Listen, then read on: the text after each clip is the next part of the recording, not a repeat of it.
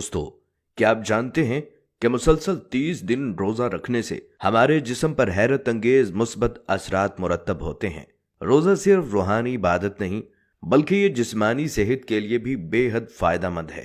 दुनिया भर के माहिरीन सेहत और साइंसदान रोजे के फवाइद पर तहकीक कर चुके हैं और जदीद साइंस ने भी तस्दीक की है कि रोजा रखने से जिस्म को बेशुमार फवाइद हासिल होते हैं।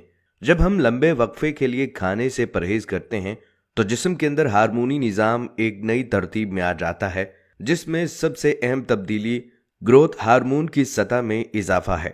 यह हार्मोन पट्टों की मजबूती, चर्बी के जलने, जिल्द की सेहत और जिस्मानी नशो नुमा के लिए इंतहाई ज़रूरी है। तहकीक के मुताबिक रोज़ा रखने से ग्रोथ हार्मोन की सतह 2000% तक बढ़ सकती है, जिससे जिस्म की अंदरूनी मुरम्मत और बढ़ोतरी का अमल तेज हो जाता है। जैसे ही रमज़ान का आगाज होता है और आप रोज़े रखने लगते हैं तो पहले हफ्ते में ब्लड शुगर और ब्लड प्रेशर की सतह कुदरती तौर पर मतवाजन होने लगती है। अगर किसी को हाई ब्लड प्रेशर या शुगर की शिकायत हो तो ये कुदरती तौर पर कंट्रोल में आ जाते हैं। इस दौरान जिस्म की मुरम्मत का निज़ाम यानी रिपेयरिंग सिस्टम भी मुतहर्रिक हो जाता है और क़ुव्वत मुदाफ़ियत में इजाफा होने लगता है। दूसरे हफ्ते में जिस्म की अंदरूनी सफाई शुरू हो जाती है, जिसमें जिगर के डिटॉक्स सिस्टम को सपोर्ट मिलती है। जब खाने के वक्फे लंबे हो जाते हैं तो जिगर को ज़्यादा वक्त मिलता है कि वो जहरीले मादे को मौसर तरीके से फिल्टर कर सके और गुर्दे भी ज़्यादा बेहतर तरीके से काम करते हैं। इस अमल से जिस्म खुद को मज़ीद तवानाई बख्श महसूस करने लगता है।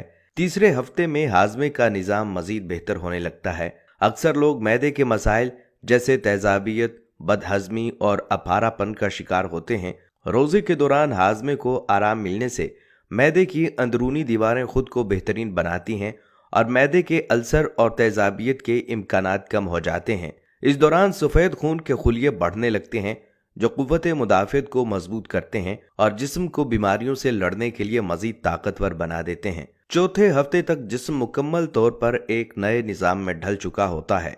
उस वक्त तक क़ुव्वत बर्दाश्त बढ़ चुकी होती है, ज़हनी तवज्जो और यकसुई में इजाफा हो जाता है और जिस्म में चुस्ती आ जाती है। रमज़ान के आखिरी दिनों में जिस्म की बेहतरीन कारकर्दगी देखने को मिलती है। इस अमल से जिस्म अपने पुराने और गैर ज़रूरी खुलियात को ख़त्म करके नए और सेहतमंद खुलियात बनाता है, जिससे मजमूई सेहत मज़ीद बेहतर हो जाती है। सबसे अहम बात यह है कि रोज़ा रखने से वज़न मतवाजन रहता है, दिल की सेहत बेहतर होती है और शुगर कंट्रोल में आती है। तहकीक के मुताबिक रोज़ा रखने वाले अफराद में दिल की बीमारियों के इम्कानात 30 से 40% कम हो सकते हैं। अलबत्ता अगर रोज़े के दौरान मतवाजन ग़िज़ा न ली जाए और बहुत ज़्यादा तली हुई चीज़ें या ज़्यादा मीठा खाया जाए तो ये फ़वाइद कम हो सकते हैं। इसलिए ज़रूरी है कि सहरी और अफ्तारी में हल्की और मतवाजन खुराक ली जाए ताकि जिस्म को रोज़े के मुकम्मल फ़ायदे हासिल हो सकें।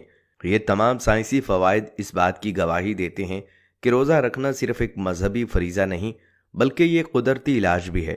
जदीद साइंस भी इस बात की तस्दीक करती है कि रोज़ा जिस्म को न सिर्फ अंदरूनी तौर पर साफ़ करता है बल्कि सेहतमंद ज़िंदगी के लिए एक बेहतरीन फितरी अमल है।